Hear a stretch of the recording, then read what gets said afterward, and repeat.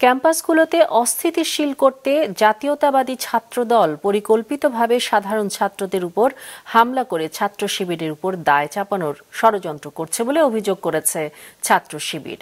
বিকেলে ঢাকা বিশ্ববিদ্যালয়ে দেশের সমসাময়িক পরিস্থিতি নিয়ে এক সংবাদ সম্মেলনে সংগঠনটির সভাপতি জাহিদুল ইসলাম অভিযোগ করেন, কুয়েটের ঘটনায় ছাত্রলীগের পথেই হাঁটছে ছাত্রদল।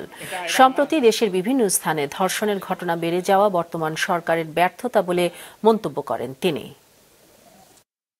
ক্যাম্পাসে সকল ছাত্র রাজনৈতিক ও সামাজিক সংগঠন সমূহের মধ্যে পারস্পরিক শ্রদ্ধাবোধ, সহযোগিতা ও সহাবস্থান নিশ্চিত করে শিক্ষার সুষ্ঠু পরিবেশ বজায় রাখা সকলের দায়িত্ব।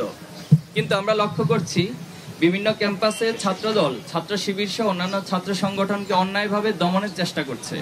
শুধু তাই নয়, নিজেরা সন্ত্রাসী কায়দায় শিক্ষার্থীদের হামলা করে তার দায় উদ্দেশ্য প্রণোদিতভাবে ছাত্র শিবিরের উপর চাপিয়ে দিচ্ছে।